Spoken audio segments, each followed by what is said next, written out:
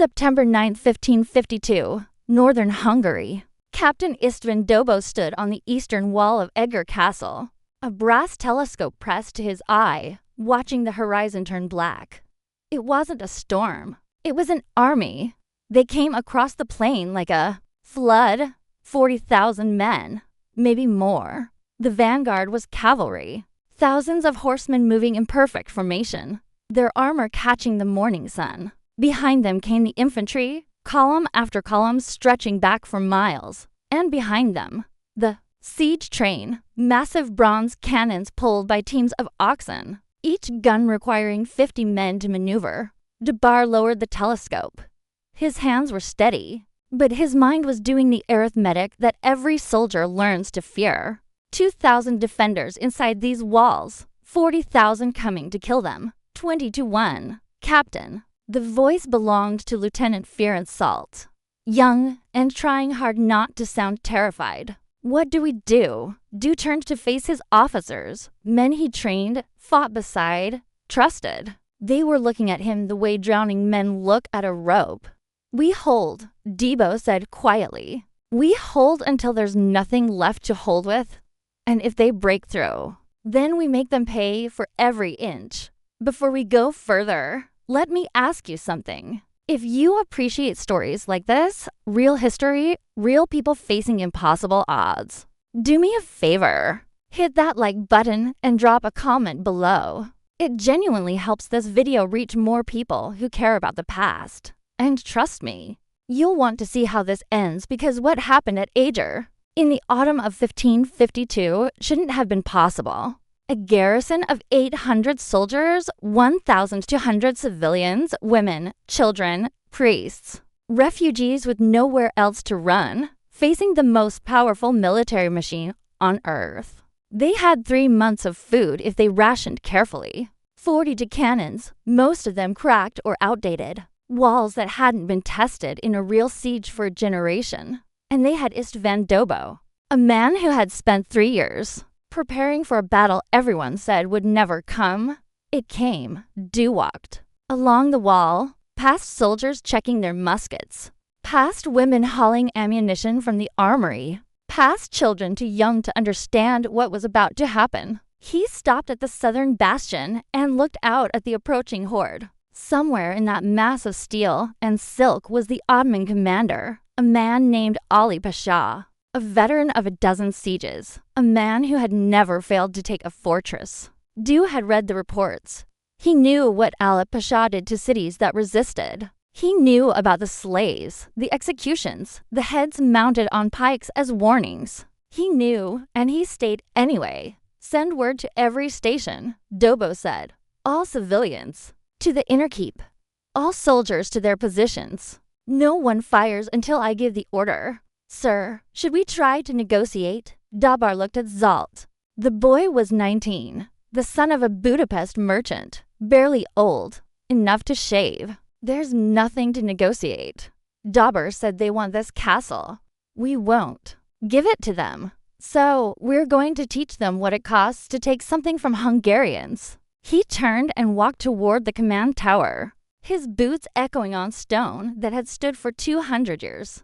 In 6 weeks, that stone would be soaked in blood. In 6 weeks, the name Eger would be carved into history. But on this morning, all István did was watch the empire come to swallow him whole and decide again as he decided every day for 3 years that he would not run. The Ottoman army reached the edge of cannon range and stopped. 40,000 men waiting, 2,000 souls refusing to break. The siege was about to begin. To understand what Dobó was facing, you need to understand what the Ottoman Empire had become by 1552. This wasn't some ragtag confederation of tribes. This was the most sophisticated military power on the planet. An empire that stretched from the Persian Gulf to the gates of Vienna, from the deserts of Arabia to the Danube River. At its head sat Sultan Suleiman the Magnificent. And the title wasn't propaganda.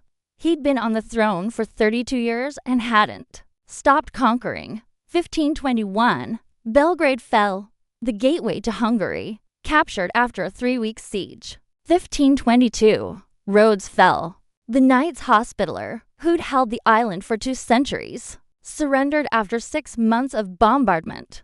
1526, Mohács. The Hungarian army met Szulman in open battle and was annihilated. 20,000 Hungarians dead in 2 hours. King Louis II drowned, fleeing the battlefield. The kingdom shattered. 1541, Buda fell. The capital of Hungary occupied. The country split into 3 pieces. Ottoman territory in the south, Habsburg-controlled west, and a narrow strip of independent Hungarian kingdoms in between. Eger sat. In that strip, a fortress town on the frontier, the last major stronghold before the road to Vienna. If Eger fell, the Ottomans would have a clear path north. The Habsburg Empire would be next, then the German states, then the rest of Europe. No pressure. But the Ottomans didn't conquer through numbers alone. They conquered through innovation, discipline, and a military system that turned war into science. Their cannons were the largest in the world, cast in bronze by master founders in Constantinople, inscribed with Quranic verses, and capable of hurling 300-pound stone balls through fortress walls. Their cavalry was legendary. Sipahi riders in layered armor who could fire a bow at full gallop and hit a target 100 yards away. Their engineers could build pontoon bridges across rivers in hours, dig mines under walls, construct siege towers that rose higher than church steeples. And then there were the Janissaries. The Janissaries were the nightmare Europe whispered about. They were Christian boys taken as tribute from conquered villages across the Balkans, removed from their families at age 7 or 8, brought to Constantinople, converted to Islam, and trained. The training was brutal by design. The boys learned to fight, to shoot, to endure pain without flinching. They were beaten for weakness, starved for discipline, drilled until obedience was reflex. By the time they were 16, they weren't boys anymore.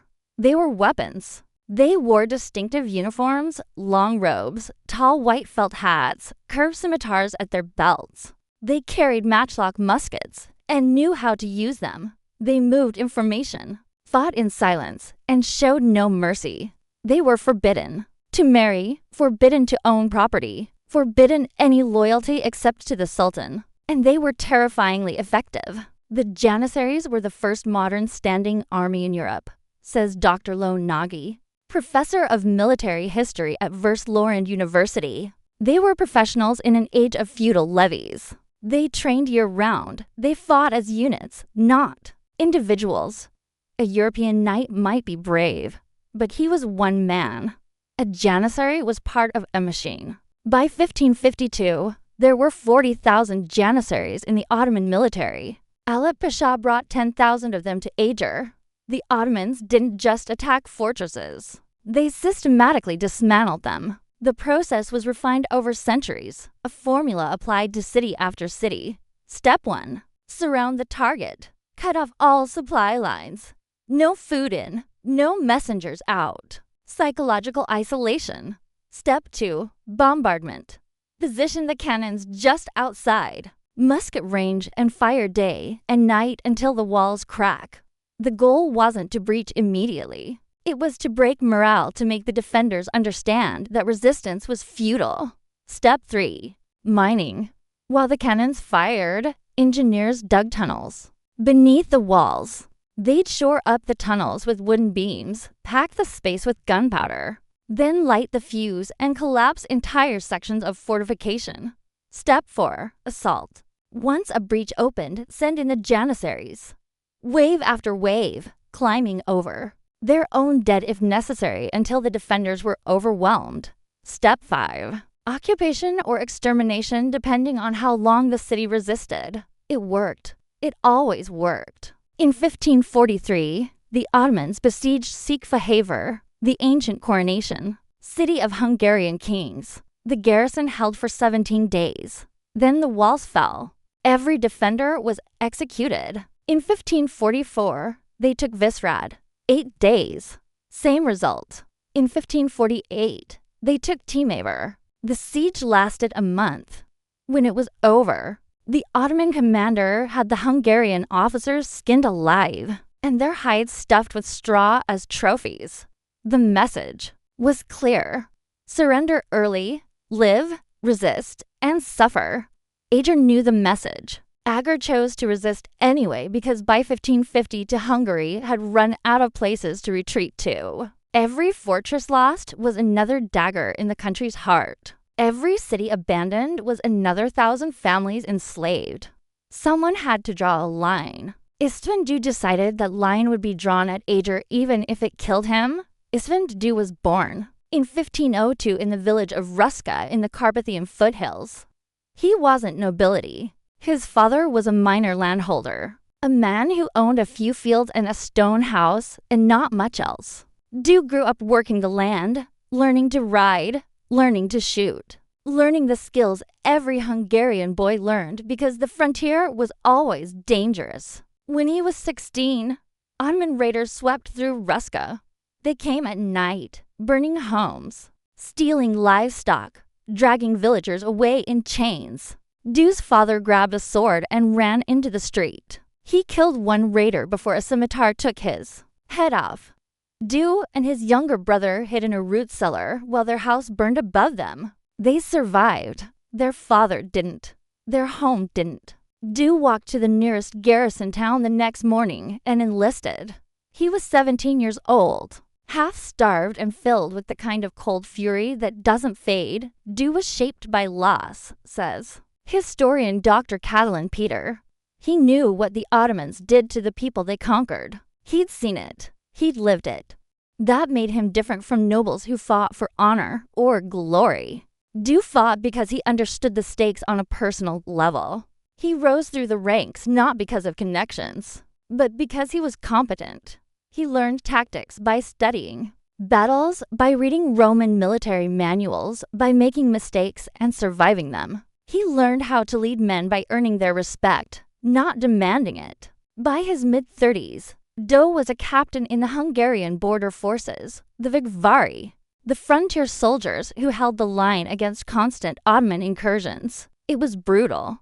Grinding work, skirmishes in the hills, night raids, ambushes, the kind of warfare where survival was measured in days, not years. Dobó was good at it. In 1549, King Ferdinand II of Hungary needed someone to command the garrison at Eger Castle. The previous commander had died of fever. Most officers saw Eger as a dead-end posting, isolated, underfunded, strategically vulnerable. Dobó saw it as essential. He accepted the assignment. Dobó arrived at Eger in the spring of 1549 and immediately started preparing for a siege. No one thought would come. He reinforced the walls with earthworks, widening them to absorb cannon fire. He stockpiled grain, gunpowder, and cannonballs. He drilled the garrison relentlessly, not just in shooting, but in close quarters combat, in how to hold a breach, in how to fight when everything goes to hell. He recruited local men as militia. He organized the civilians, teaching them how to carry ammunition, how to put out fires, how to stay calm when the world was exploding around them. His officers thought he was paranoid. He was preparing. Then in August 1552, the news came. Buda had reinforced its Ottoman garrison. Sulian had sent a massive army north under Ali Pasha. Their target Aga, the Hungarian high command, sent due orders. Evacuate the castle, pull back to safer territory. Don't waste men defending a position that couldn't be held. Dobó read the orders in his command chamber alone, staring at the words for a long time. Then he burned the letter. Dobó understood something. The high command didn't, says Dr. Nagy. Every fortress they abandoned made the next one harder to defend. If you keep retreating, eventually you run out of ground. Somebody had to stop running. He called his officers together and told them the truth. We've been ordered to evacuate. I'm refusing the order. Anyone who wants to leave can do so now with no shame. But I'm staying. This castle stands or I die in its rubble. Silence. Then Lieutenant Zult spoke. I'll stay. Then another officer, and I, then another. By the end of the meeting, every officer had committed to staying. 800 soldiers, 1,200 civilians, refugees who'd fled burned villages, families who had nowhere else to run, priests and merchants, and farmers who'd come to Aga because it was supposed to be safe. Bora made them a promise. I won't lie to you. The odds are against us. The Ottomans are stronger, better armed, and they have 40,000 men. But we have these walls. We have each other. And we have something they don't. A reason to fight that goes beyond orders. This is our land, our home. If they want it, they'll have to bury us under it. The civilians listened. Some wept. Some prayed. None of them left. By late August, the roads leading to Iga were clogged with refugees. They came from the villages to the south, misserviced, Karakind, places the Ottoman vanguard had already reached. Smoke rose from the horizon every day. At night, you could see the glow of burning homes. The refugees arrived with whatever they could carry. Wagons piled with grain sacks, and family heirlooms, children clutching dolls, old men leaning on walking sticks, eyes blank with shock. Eger opened its gates and let them in. Among the refugees was a woman named Eva Sis. She was 34. The widow of a Hungarian cavalry officer who died at the Battle of Mohács 26 years earlier. She'd raised their son, Mihaly, alone, running a small estate outside Mezőkövesd. She was educated, literate, and had a reputation for being stubborn as iron. When the Ottoman scouts appeared on her land, her neighbors urged her to flee north to the safer Habsburg territories. Eva refused. If I run, she told her son, where does it stop? How many times do we abandon our homes before we decide to defend them? She loaded her wagon with supplies, brought her 15-year-old son, and joined the column heading to Aga. Also, among the refugees was a young man named Gergely Boromisa. He was 22, a clerk in the service of a minor nobleman.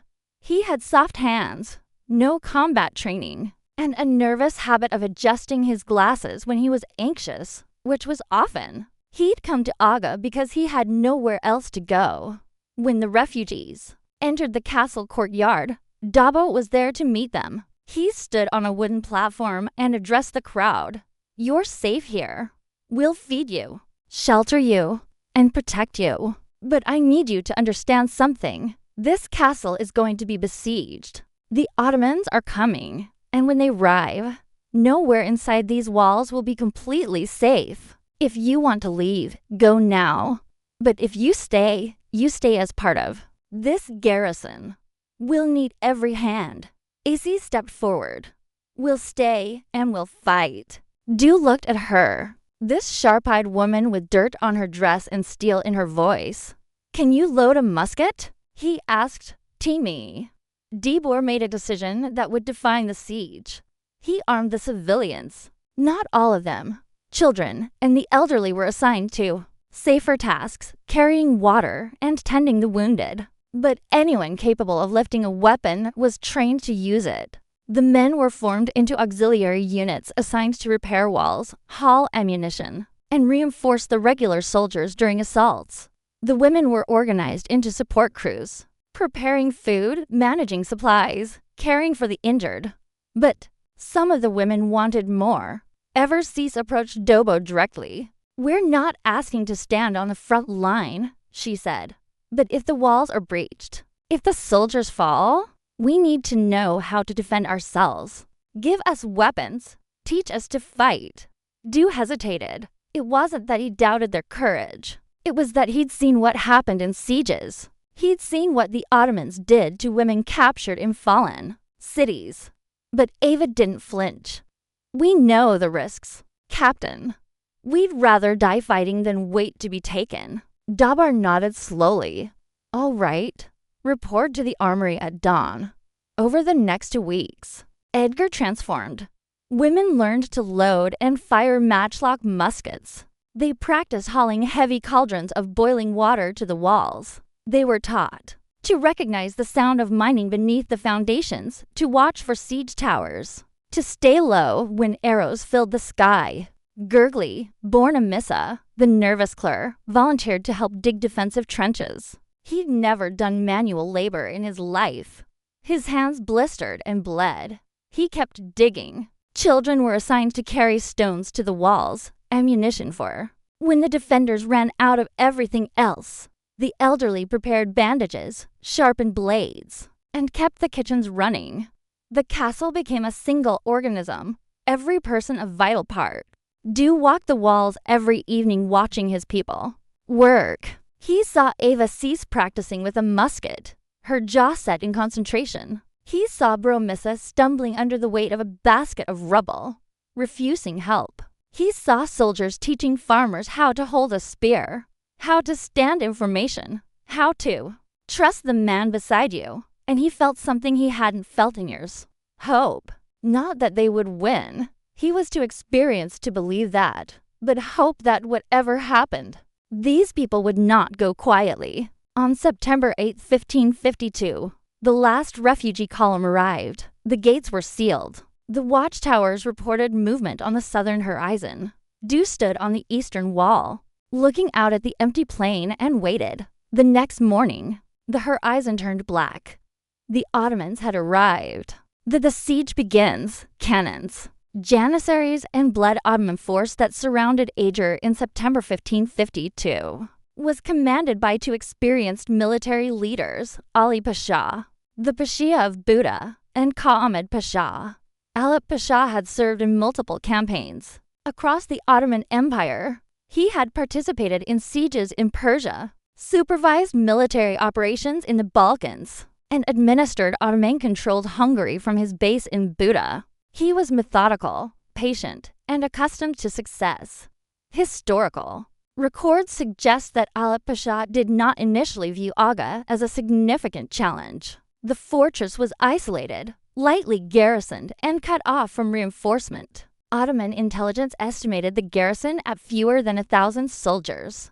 By comparison, Ali Pasha commanded approximately 40,000 troops, including 10,000 janissaries, 15,000 provincial cavalry, and substantial contingents of engineers, sappers, and artillery specialists. The Ottoman siege train included heavy bronze cannons capable of firing stone projectiles, weighing up to 300 pounds. These guns had demolished fortress walls across Europe, Asia, and North Africa. Ottoman siege doctrine in this period was highly developed, explains Dr. Gabor Agagistan, professor of history at Georgetown University and specialist in Ottoman military history. They didn't rush. They systematically isolated the target, destroyed its defenses through bombardment and mining, then overwhelmed it through coordinated assault. The process had been refined over centuries. On September 10, 1552, Ali Pasha sent an envoy to the gates of Aga under a flag of truce.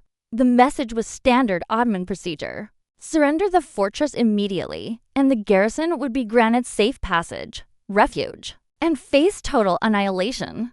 István Dobó's response, recorded in contemporary Hungarian chronicles, was brief.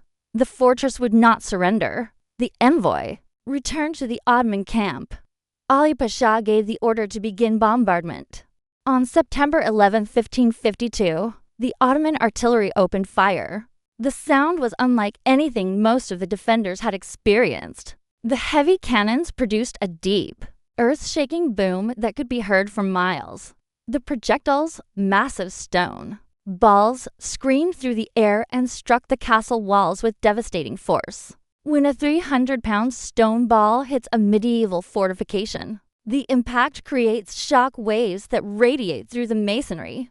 Mortar cracks, stones shift. Entire sections of wall can collapse inward. The Ottomans positioned their heavy guns approximately 800 yards from the castle, just beyond the effective range of Eger's lighter defensive cannons. This allowed them to bombard the walls with relative impunity. The Hungarian guns at Eger were mostly smaller caliber pieces, suitable for anti-personnel work, but not for counter fire at that range, notes Colonel Voss. Dobó couldn't silence the Ottoman guns. All he could do was absorb the punishment and repair the damage as quickly as possible.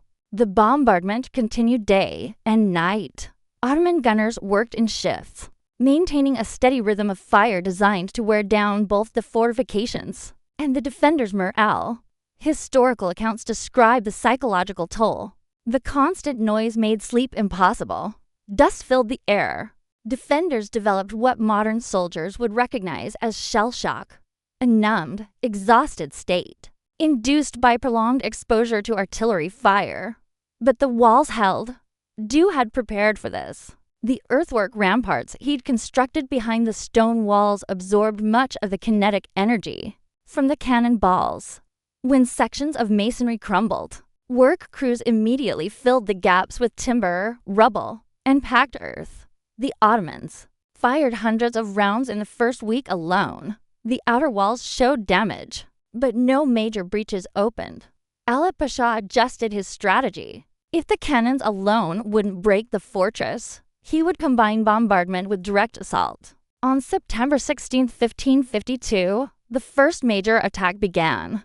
Shortly after dawn on September 16th, Ottoman drums began to beat. The sound was rhythmic, relentless, and deliberately intimidating. Thousands of Janissaries assembled in formation outside the castle walls, organized into attack columns. They carried scaling ladders, long wooden structures designed to hook onto the top of battlements.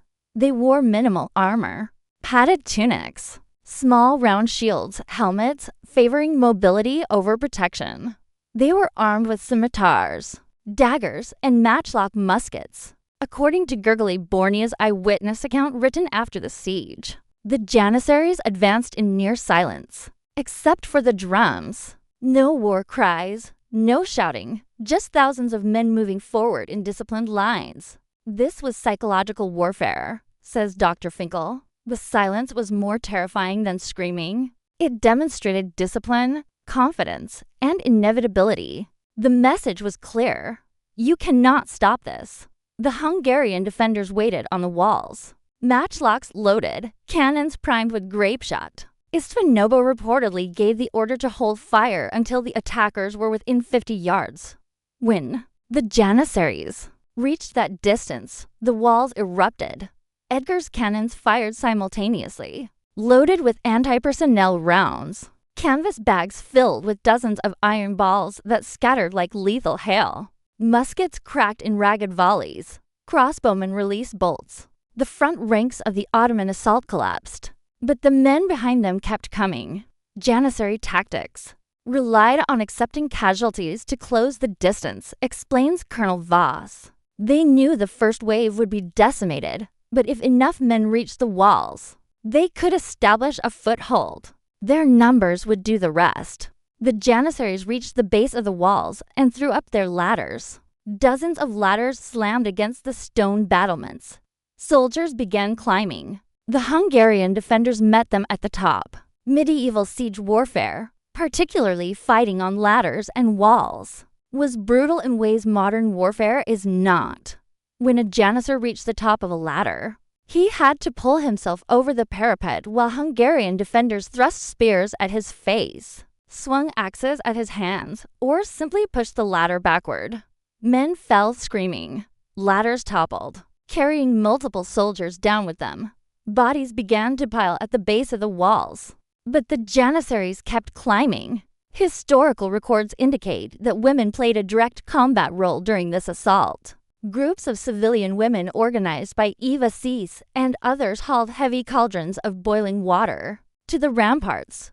When Ottoman soldiers clustered at the base of ladders or tried to force their way through arrow slits, the women poured the scalding liquid down on them. The effect was devastating. Boiling water causes immediate agonizing burns. Soldiers hit by it would drop their weapons, stumble, and fall. Those who survived were often blinded, or so badly burned they couldn't continue fighting. The use of boiling liquids in siege defense was common in this period, notes Dr. Agagistan. What made Aga unusual was the scale and organization. Dew had stockpiled enormous quantities of water, oil, and rendered fats specifically for this purpose. And he trained civilians, including women, to deliver it under fire. The assault lasted approximately for hours. Wave after wave of Janissaries charged the walls. Wave after wave was repulsed. By mid-morning, the base of Eger's eastern wall was littered with hundreds of Ottoman dead and wounded. Alipasia called off the attack. The Janissaries retreated in good order, carrying their wounded and leaving their dead where they lay. On the walls, Hungarian defenders stared at the carnage below. They had held, but the cost was becoming apparent. Casualty reports indicated 47 defenders killed, 80 wounded. For a garrison that started with only 800 soldiers, those were unsustainable losses, and everyone knew this was just the beginning. That night, Dobó walked the walls, speaking quietly to his soldiers, checking on the wounded and assessing damage. According to Bormissa, Dobó told his officers, "Today we learned they can be stopped. Tomorrow we prove we can do it again." But Ali Pasha was already adapting. If direct assault wouldn't work, he would go under the walls instead of over them. Mining was one of the most feared siege tactics of the 16th century. The process was methodical. Ottoman engineers would select a section of wall, then begin digging a tunnel toward it from a position outside the defender's musket range. The tunnel would be shored up with wooden beams as it advanced. Once the tunnel reached the foundation of the wall, the miners would excavate a large chamber directly beneath the masonry. They would pack this chamber with barrels of gunpowder, lay a slow-burning fuse, and retreat. When the powder exploded, the foundation would collapse, bringing down the wall above it. Mining was incredibly effective against medieval fortifications. Says Dr. Nee, stone walls are strong against vertical loads. They can support enormous weight, but they're vulnerable to having their foundations removed. Once the ground beneath them gives way, they pancake. The challenge for defenders was detection and response. Dobó employed a technique that had been used since ancient times. Water-filled bowls placed on the ground inside the castle. When Ottoman miners dug beneath the walls, the vibrations would cause ripples in the water. Observers watched these bowls constantly. When ripples appeared, they could estimate the approximate location of the enemy tunnel. The counter tactic was called countermining. Dig your own tunnel toward the enemy mine, break through, and either collapse it or fight the miners underground. It was claustrophobic, terrifying work. In late September, Hungarian observers detected mining activity beneath the eastern bastion. Dobó ordered countermining teams to deploy. Grigoli Bormissa volunteered for one of these teams. Countermining operations were carried out by small teams, usually 4 to 6 men working in shifts. They dug through earth and rock using picks, shovels, and their hands. The tunnels were barely wide enough for a man to crawl through. Timber beams were placed every few feet to prevent cave-ins. The only light came from oil lamps, which consumed precious oxygen in the confined space. The air was thick, hot, and difficult to breathe. Men worked in near-total darkness, listening for sounds of enemy digging on the other side of the earth. According to historical accounts, Bormissa's team broke into an Ottoman tunnel on September 24th. What followed was close-quarters combat in conditions almost impossible to imagine. The tunnels were too narrow to swing a sword. Men fought with daggers, picks, and their hands. There was no room to maneuver, no retreat. It was kill or be killed in absolute darkness, breathing air thick with dust and smoke. Born's account describes the encounter in sparse, traumatized language. He wrote that the fighting lasted only minutes, but felt like hours. Men screamed. Someone's lamp fell and went out. He stabbed a man he couldn't see, felt the body go limp, and kept stabbing until he was certain the threat was dead. The Hungarians managed to drive the Ottoman miners back, then packed the enemy tunnel with barrels of rubble and collapsed it using a small explosive charge. The blast shook the entire castle. Dust shot up through cracks in the courtyard. For a moment, everyone feared the walls were coming down. But when the dust cleared, the eastern bastion still stood. The Ottoman mine had been neutralized. Bormissa emerged from the tunnel covered in mud and blood, temporarily deaf from the explosion, shaking uncontrollably. Eva Cease, who had been organizing women to haul rubble for the countermining operations, found him sitting against a wall, staring at nothing. She brought him water and sat beside him in silence. No words were necessary. Over the next 2 weeks, Ottoman engineers attempted for more mining operations. Each time, Hungarian counterminers detected and neutralized them, but the strain was beginning to show. The garrison was running low on gunpowder. Food rations had been cut. Casualties continued to mount. Alip Pasha, meanwhile, was growing frustrated. 3 weeks into the siege, Aga still stood. He ordered another major assault, this time with everything he had. By early October, the fire women. When civilians became killers, siege had settled into a brutal routine. Daily bombardment, periodic assaults, mining and countermining, constant attrition. Supplies inside Aga were dwindling. Gunpowder reserves were down to 1/3 of their original stockpile. Food rations had been reduced to subsistence levels. Medical supplies were nearly exhausted. The wounded filled the castle's chapel, which had been converted into a makeshift hospital. Civilian women tended injuries with limited bandages, no anesthesia, and nothing but prayer for infection. Morale remained high, but everyone understood the arithmetic. Every casualty weakened the defense. Every spent barrel of gunpowder brought them closer to helplessness.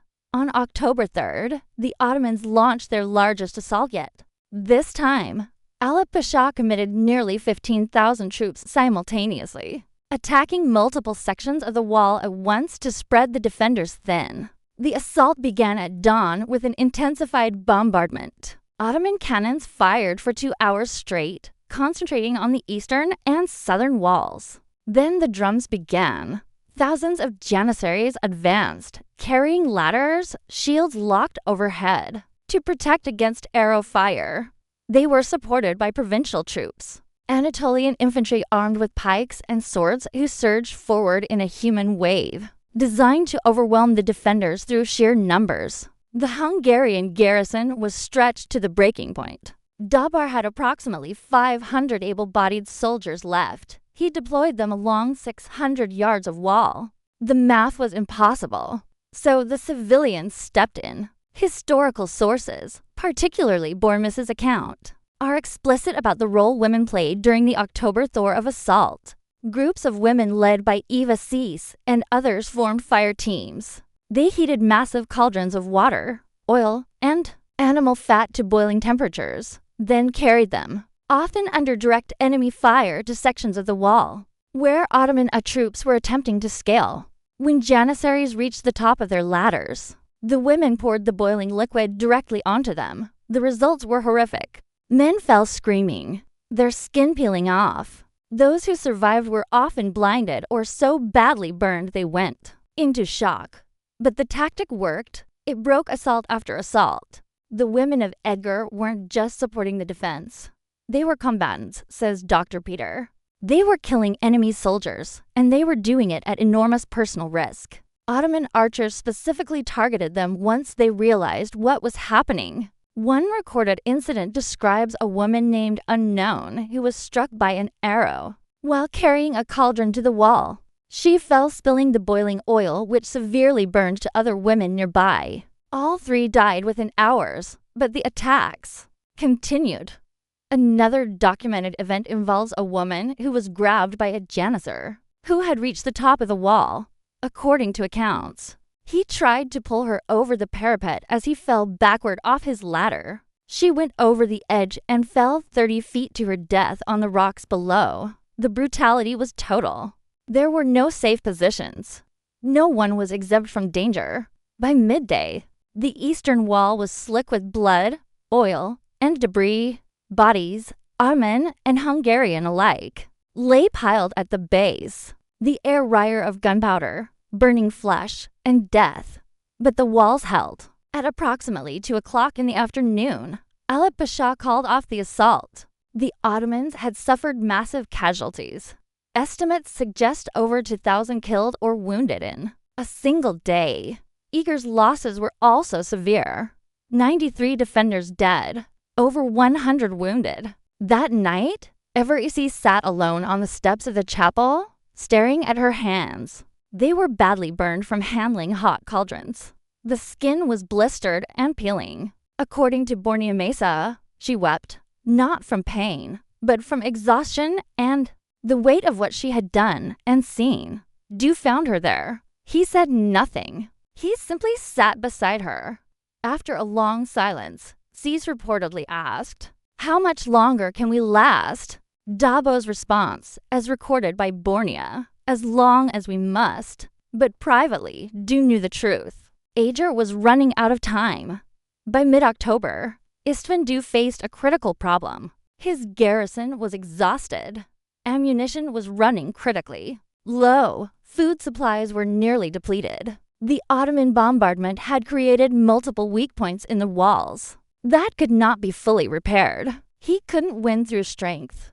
The Ottomans still outnumbered him 20-1, but he could win through deception. Dobó ordered a series of carefully orchestrated measures designed to convince the Ottomans that Eger was stronger than it actually was. First, he had his soldiers conduct false troop movements at night. Small groups of men would march past torches in repetitive loops, creating the illusion of reinforcements arriving from the north. Second, he ordered all remaining cannons to fire coordinated volleys at regular intervals throughout the night, not at specific targets, but simply to make noise and create the impression of a well-supplied arsenal. Third, he had the garrison sing loudly, war hymns, folk songs, anything that projected confidence and defiance. The singing could be heard across the valley, reaching the Ottoman camp. This was psychological operations in the 16th century, says Dr. Nagy. Du understood that Ali Pasha was making decisions based on intelligence reports and observations. If he could manipulate those observations, he could influence Ottoman decision-making. The strategy worked. Ottoman scouts reported back to Ali Pasha that the fortress appeared to have received reinforcements. The volume of cannon fire suggested adequate supplies. The singing indicated high morale. By late October, Ali Pasha was facing his own crisis. The siege had dragged on for over a month. He had lost thousands of men. His supply lines were stretched. Winter was approaching, and campaigning in the Hungarian highlands during winter was a logistical nightmare. Moreover, his reputation was at stake. He had assured the Sultan that Eger would fall quickly. Instead, it had become a protracted, costly stalemate. Ottoman military records preserved in the archives in Istanbul indicate that Ali Pasha sent dispatches back to Constantinople requesting additional troops and supplies. But he also knew that reinforcements would take weeks to arrive, and every day the siege continued, his position weakened. There was another factor: Hungarian relief forces. Throughout October, there were persistent rumors that a Hungarian relief army was being assembled in the north. Ottoman scouts reported troop movements. Cavalry patrols clashed with Hungarian outriders. The rumors were partly true. King Ferdinand had authorized the formation of a relief column, but internal political disputes and lack of funds had delayed its departure. By mid-October, the relief force still hadn't left Bratislava, but Ali Pasha didn't know that. From his perspective, he was potentially facing a two-front battle: the stubborn fortress in front of him and a relief army approaching from behind. On October 12th, he made a decision. One final overwhelming assault. Commit every available soldier. If Eger fell, the campaign would be salvaged. If it didn't, he would withdraw before winter and before any relief force could arrive. The date was set, October 17th, 1552, the final assault. 39 days that changed Europe. Every soldier in the Ottoman camp knew it. This would be the decisive battle. In Eger, Hungarian scouts observed the preparations, the massing of troops, the stockpiling of ladders and siege equipment, the movement of artillery into closer positions. Du called his officers together and told them the truth. The next assault would be total. The Ottomans would throw everything at the walls. If the defense broke anywhere, the castle would fall. He gave his final orders. Every able-bodied person, soldier or civilian, man or woman, would fight. There would be no reserves, no fallback positions. Hold the walls or die trying. On the night of October 16th, The defenders of Eger prepared for the end. October 17, 1552. Dawn. The Ottoman bombardment began at first light and was unlike anything that had come before. Every cannon in the siege train fired simultaneously. The noise was continuous, overwhelming, a physical force that made the ground shake and the air vibrate. For 2 hours, the cannons pounded the walls without pause.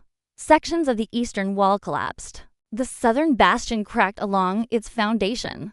Dust and smoke filled the air so thickly that visibility dropped to a few yards. Then suddenly, the cannon stopped. In the silence that followed, the drums began. According to multiple historical accounts, approximately 25,000 Ottoman troops attacked Eger simultaneously on the morning of October 17th. The assault came from all sides. Janissaries stormed the eastern wall. Provincial infantry attacked the Southey cavalry, dismounted and advanced on the western gates with battering rams. It was total war. The defenders met them with everything they had left. Cannons loaded with grape shot fired point blank into the mass troops. Musketeers fired, reloaded, fired again until their barrels were too hot to touch. Women hurled stones, poured boiling oil, swung improvised weapons at anyone who reached the top of the walls. The fighting was savage and chaotic.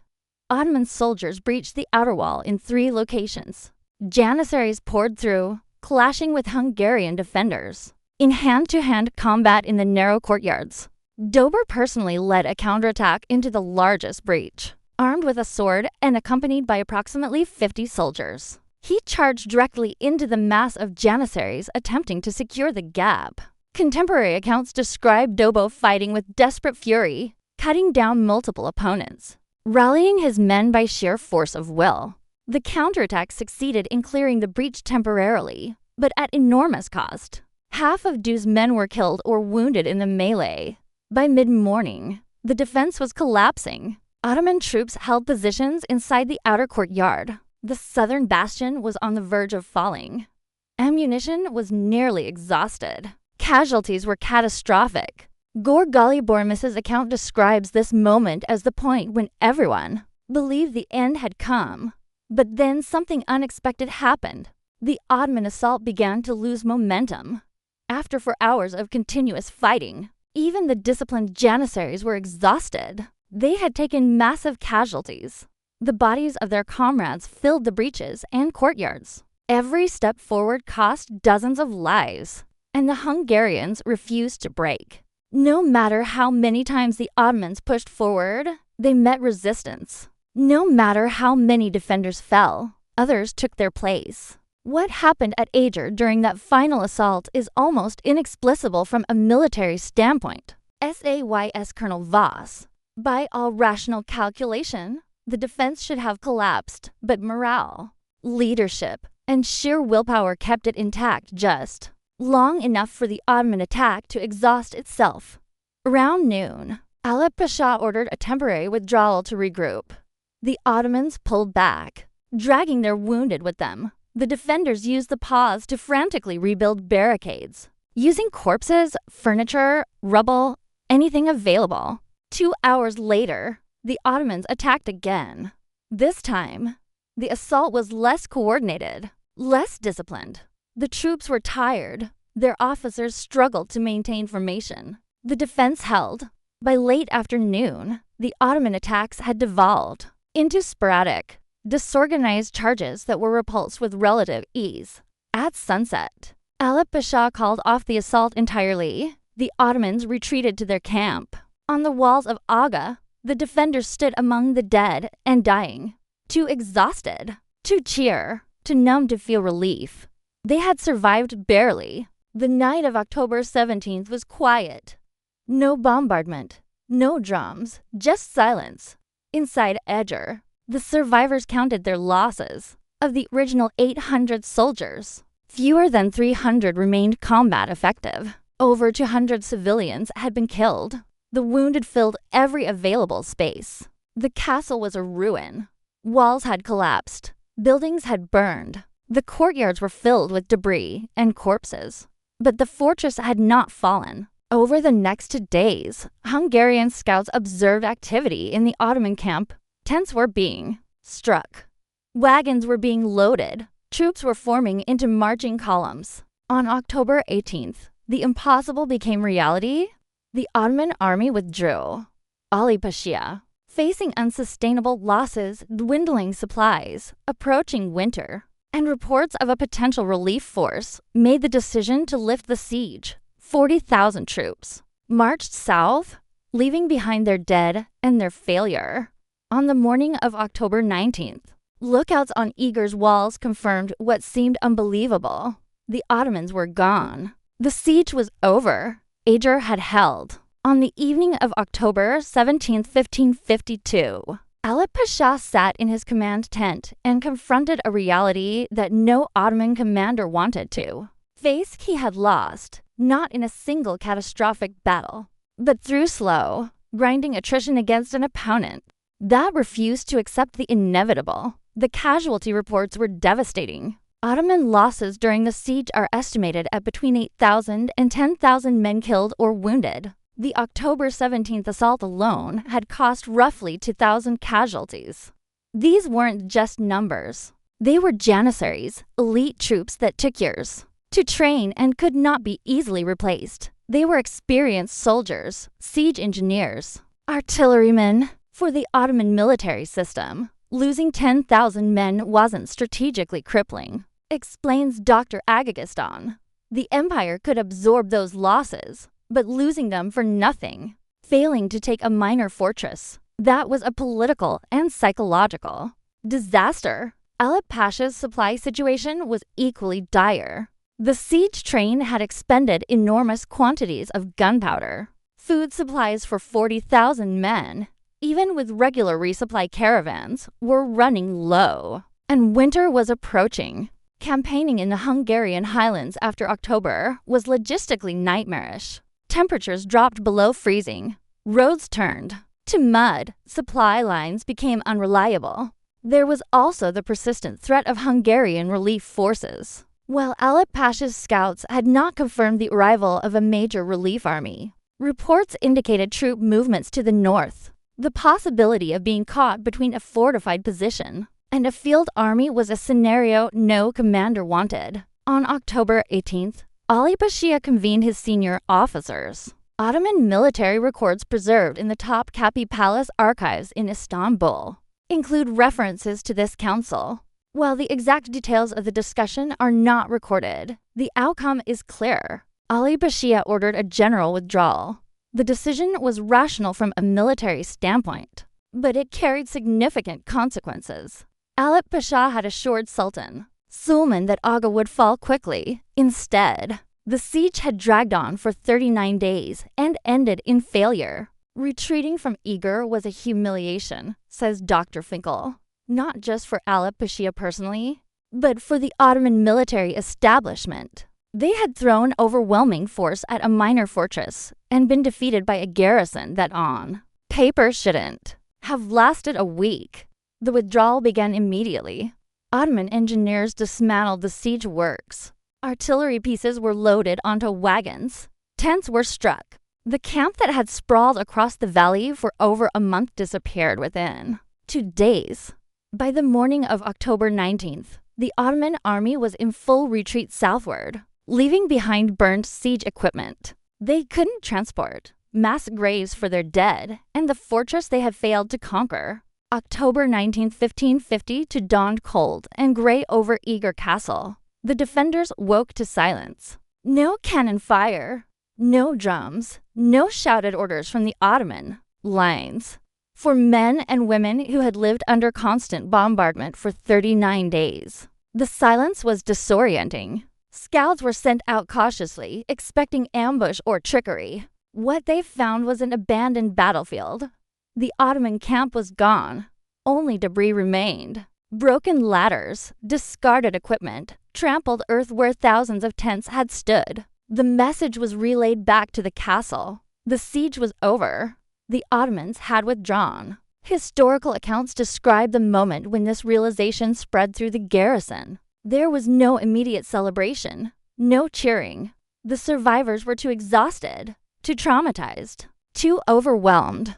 Gurji Bormisa wrote that many people simply collapsed where they stood and wept, not from joy, but from the sudden release of unbearable tension. Eva Sisi reportedly climbed to the highest point of the eastern wall, looked out at the empty plain where the Ottoman army had been, and sank to her knees. She stayed there for nearly an hour, staring at nothing, trying to process that she had survived. István Dobó walked the walls that morning, accompanied by his remaining officers. He surveyed the damaged, shattered fortifications, collapsed buildings, courtyards filled with rubble and blood. According to later accounts, Dobó said very little. He simply walked, observed, and occasionally stopped to speak quietly with soldiers or civilians. Dobó understood that survival wasn't the same as victory.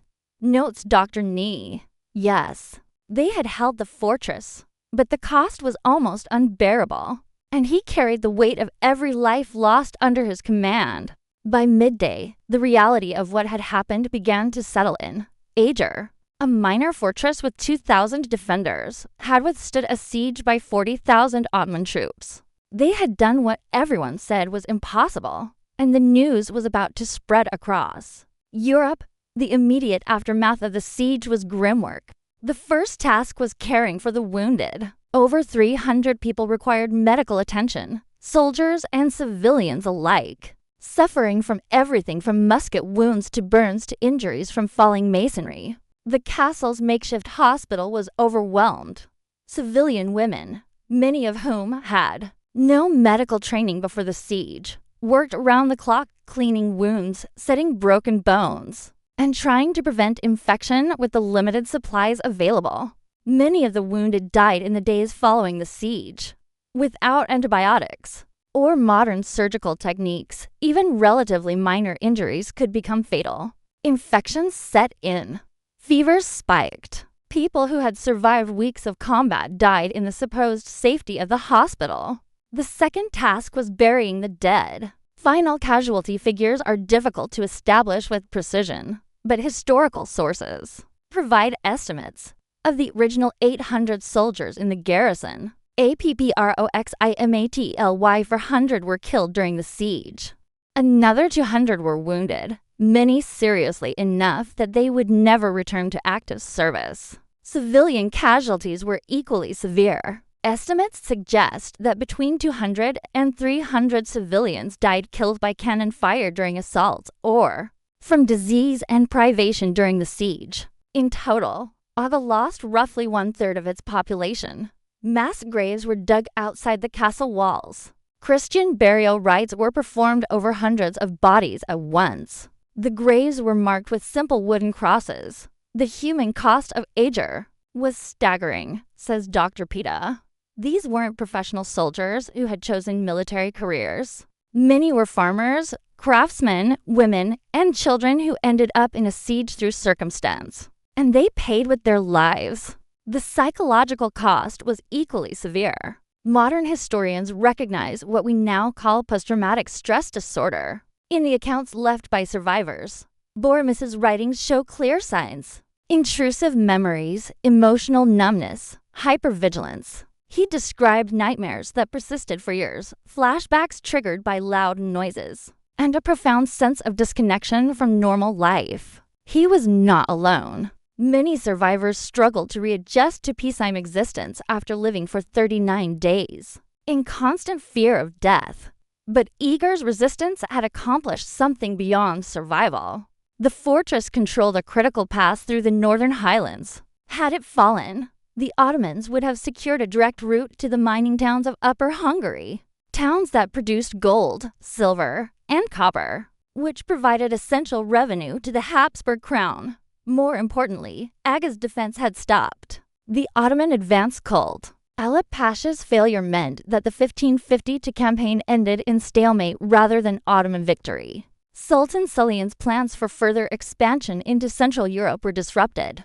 Aga bought time, explains Dr. Palfi. It didn't end the Ottoman threat to Hungary that would continue for another century and a half, but it demonstrated that Ottoman expansion could be resisted, that fortresses could hold, that the empire wasn't invincible. News of Aga's successful defense spread rapidly across Europe. Within weeks, reports reached Vienna, Prague, Rome, and other major cities. The story was sensational. A tiny garrison had defeated the greatest military power on Earth. The propaganda value was enormous. For decades, European Christians had watched the Ottomans advance, seemingly without limit. Constantinople had fallen. The Balkans had fallen.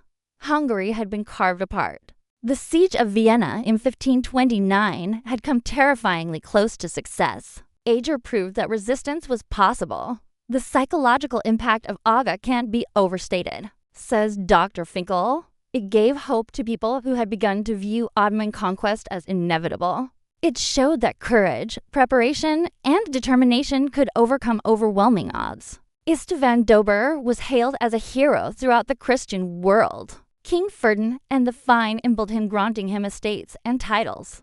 The Pope sent a letter of commendation. Chronicles written in the years following the siege lionized Dobó as a Christian warrior who had stood against the infidel. Dobó himself was reportedly uncomfortable with the adulation, according to later accounts. When asked about his heroism, he deflected credit to his soldiers and the civilian defenders who had fought alongside them. "I did what was necessary," he reportedly said. "The people of Eger did the rest." He continued to serve as captain of Aga until 1565, overseeing the fortress's reconstruction and strengthening its defenses. He died in 1572, 20 years after the siege, and was buried with full military honors. Eva Sis and the other women defenders became symbols of Hungarian resistance. Chronicles and poems celebrated their bravery. Later generations would remember them as the fire women of Aga, civilians who had taken up arms to defend their homeland. Gheorghe Bornea survived the siege and later wrote the most detailed eyewitness account of the events. His chronicle, published in the late 16th century, remains the primary historical source for the siege. He lived until 1589, serving in various administrative positions. His writings suggest he never fully recovered from the trauma of the siege, but he considered his survival and his ability to document what happened a sacred duty. "These events must be remembered," he wrote in the introduction to his chronicle, "so that future generations understand the price of freedom and the courage of those who refused to surrender it." The Siege of Aga marked a turning point in the Ottoman Habsburg struggle for control of Central Europe. Following Alip Pasha's failure, Sultan Suleiman did not authorize another major offensive into northern Hungary for several years. Ottoman strategy shifted toward consolidating control over already conquered territories, rather than pushing deeper into Habsburg lands. The fortress of Eger itself was extensively rebuilt and reinforced in the decades following the siege. It remained a critical strongpoint on the frontier and was never again seriously threatened by Ottoman forces. The military lessons of Aga were studied by commanders throughout Europe. DBAS defensive tactics, the use of earthwork reinforcements, the integration of civilian defenders, the emphasis on countermining operations, and the psychological warfare that convinced the Ottomans the garrison was stronger than it actually became textbook examples of effective siege defense. Eger demonstrated that even a relatively small force could defeat a much larger attacker, if properly led, well prepared, and fighting on favorable terrain. Notes Colonel Voss. Those principles remain valid in military doctrine today. The siege also had cultural and political ramifications. In Hungary, Eger became a symbol of national resistance during periods of foreign occupation and political oppression over the following centuries. Hungarians invoked the memory of Aga as proof that their nation could survive against impossible odds. The fortress and the story of the siege became central to Hungarian national identity. In the 19th century, the novelist Zagardoni wrote Eclipse of the Crescent Moon, a historical novel based on the siege that became one of the most beloved works in Hungarian literature. Today, Eger Castle is a national monument and museum. Thousands of visitors walk its restored walls each year. learning about the siege and the people who defended it. The Ottoman Empire, meanwhile, continued to pose a threat to Europe for another century and a half. But the momentum had shifted. After Eger, Ottoman expansion into Europe slowed. The disastrous Siege of Vienna in 1683 marked the beginning of a long Ottoman retreat. By the early 18th century, the Habsburgs had reconquered most of Hungary. The empire that had seemed unstoppable in 1552 eventually collapsed entirely in the early 20th century. But in 1552, none of that was foreseeable. All that mattered was that a small group of people facing annihilation had refused to give up. And that refusal changed history. What makes the Siege of Eger significant isn't just the military outcome. It's what the siege represented. Ordinary people facing extraordinary circumstances, choosing to stand and fight rather than flee or surrender. The defenders of Eger weren't elite soldiers. Most were farmers, craftsmen, refugees, women who had never held a weapon before the siege, children who carried stones because there was nothing else they could do. They didn't fight for glory or conquest. They fought because the alternative, submission, enslavement, the destruction of their way of life was unacceptable. Eger is important because it reminds us that history isn't just made by kings and generals. Says Dr. Peter, it's made by ordinary people in moments of crisis who decide that some things are worth fighting for even when the odds are overwhelming. The siege also demonstrates the importance of leadership. István Dobó wasn't a brilliant tactician or a charismatic leader. He was confident, steady, and committed. He prepared his garrison. He made rational decisions under pressure. He didn't panic when the situation became desperate. And perhaps most importantly, he trusted the people under his command, including civilians and women, to rise to the occasion. That trust was rewarded. Leadership in crisis isn't about grand gestures, notes Dr. Nee. It's about preparation, clear communication, and believing that people are capable of more than they think they are. Do embody that. The Siege of Eger also offers a lesson about the limits of military power. The Ottoman Empire had every advantage: numbers, technology, experience, resources. By every rational calculation, they should have won. But wars aren't fought on spreadsheets. Morale matters. Terrain matters.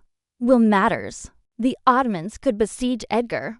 They could bombard it, mine it, assault it repeatedly. But they couldn't break the will of the people defending it. And ultimately, that made all the difference. If this story resonated with you, I need to ask a favor. Share this video.